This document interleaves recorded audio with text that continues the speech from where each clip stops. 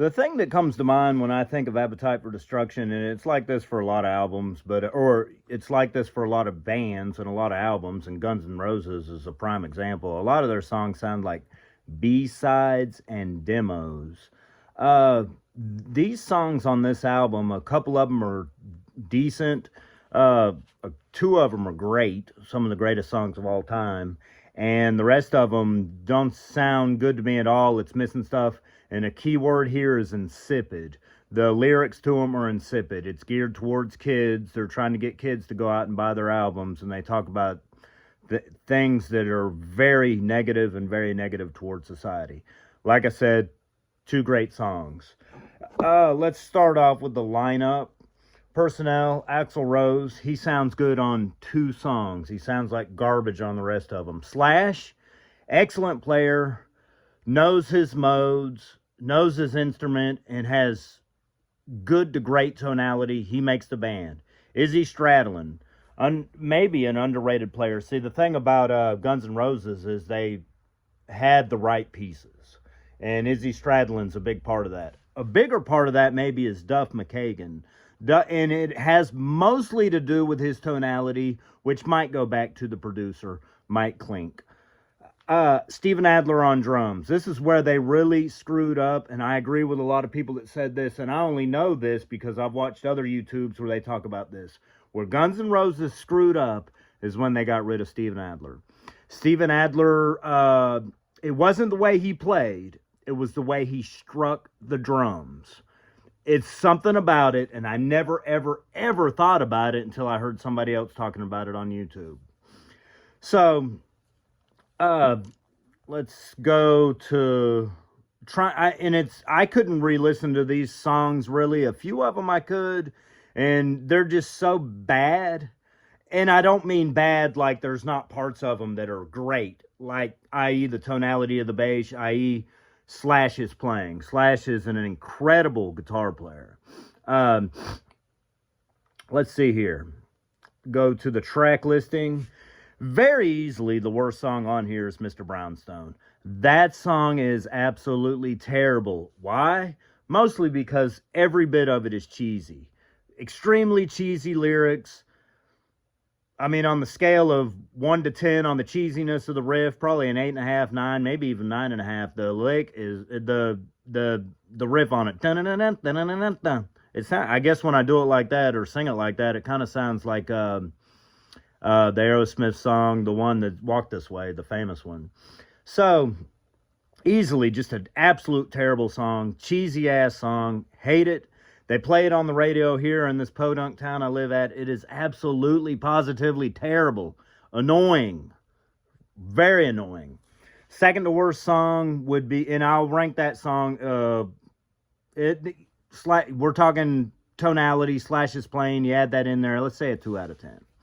The next one, Paradise City. Another 2 out of 10, but a little bit better because of I do like that. Dun, dun, dun, dun, dun, dun. The drum lick is cool. The lyrics, take me down to the Paradise City where the grass is green and the girls are pretty. Stupidest freaking chorus of all time.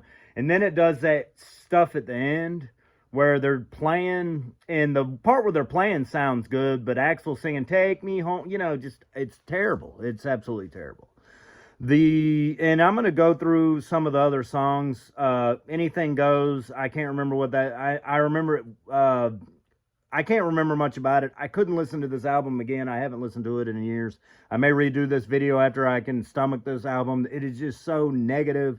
Really hard to listen to. You're Crazy. That's a terrible song. I'll go with You're Crazy next. 2.5 out of 10, but I can't. You're fucking crazy. Oh, child.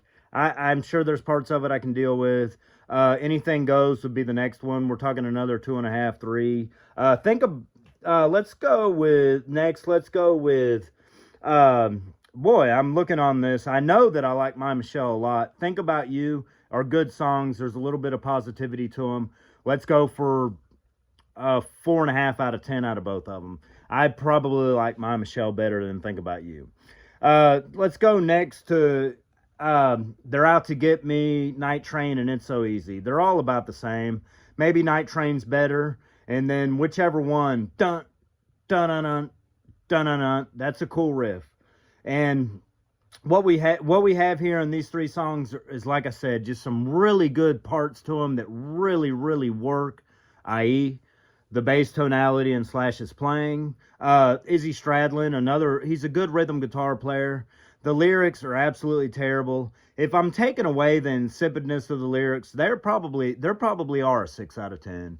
If I'm adding the insipidness of the lyrics, I don't know. Night Train is pretty cool. Night Train, Never Get Enough, and I Smoke My Cigarette with Style, stuff like that. It sounds cool and it worked for them. I actually don't like smoking. Smoking's bad for you. I'd rather not be here. Okay, I think everything we got left. Oh no, Rocket Queen. Rocket Queen, it's great at the end when it changes and it becomes positive. It's such a negative song until it gets to that. It's got and I've got a prog head, I've got a jazz head. I like the length of it. I like what it does. I love the playing. The part where the guitar parts, I've learned parts of this song on guitar. The part where he bends the string down, that part sounds awesome. Let's say that is, I can say that's a good song. Maybe the only good song.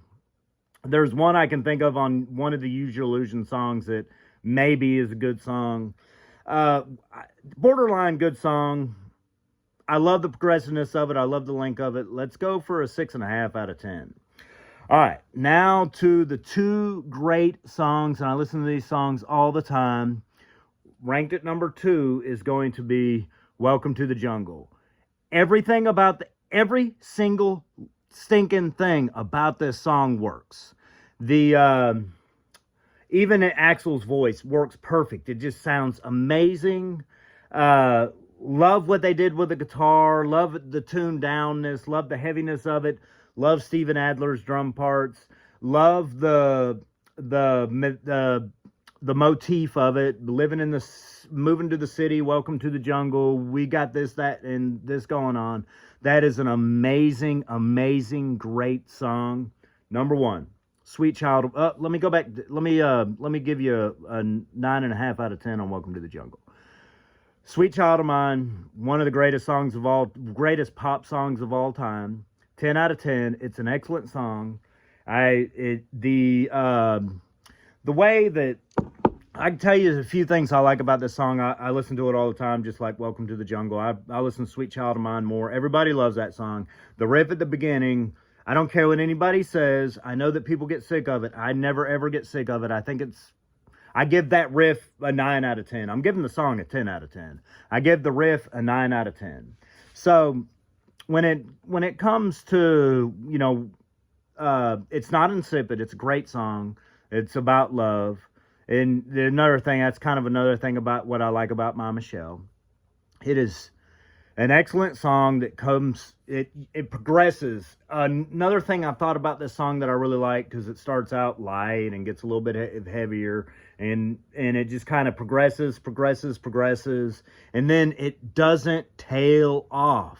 When they get to the bridge, they stay at the bridge, and they keep going into the stratosphere with this song. I absolutely love it. It's, as far as pop songs go, radio songs go, it's easily a top 3. I've heard so many songs. Easily a top 300 song. I wouldn't be surprised if it's a top 100.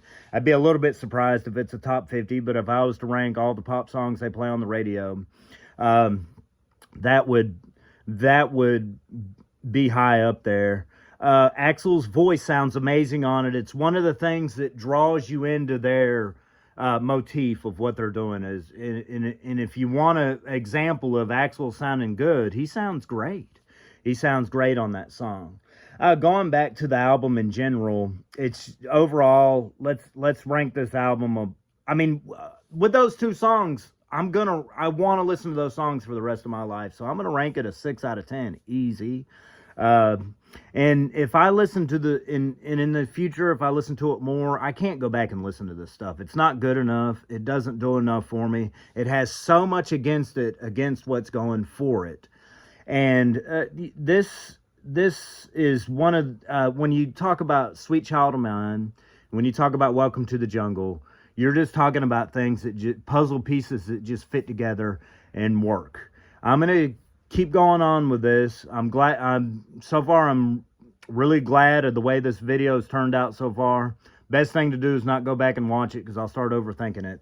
I love talking about those two songs. Those two songs are amazing. We'll go top out of all the hard. If we're just gonna go hard rock songs, easily, "Sweet Child of Mine," top 100 songs. "Welcome to the Jungle," easily top 300 songs. The rest of it is going to be like, you're talking like top 10,000 and stuff like that. Guns N' Roses, inspired by one of my favorite bands of all time, and they're kind of insipid too, Aerosmith. Aerosmith can do no wrong. I haven't heard anything by Aerosmith where I'm going to say, hey, this is complete garbage, throw it out. I love Aerosmith. Now, there's stuff that I like better than others, and I can talk about Aerosmith later, and I'd love to rank some of their songs, and I bet I will. Now, I'm not as much of a hard rock guy as I am a prog guy, as I am a jazz guy, and definitely a Latin guy. I love Latin music. Listen probably 8 hours of Latin music a day. Don't listen, well, it's more than that because I don't even listen to much else. That's why it's so hard to listen to stuff like this. But what did I give the album? A 6 out of 10. If you took those two songs off of it, it's probably a 3 out of 10. Anyway, thanks a lot.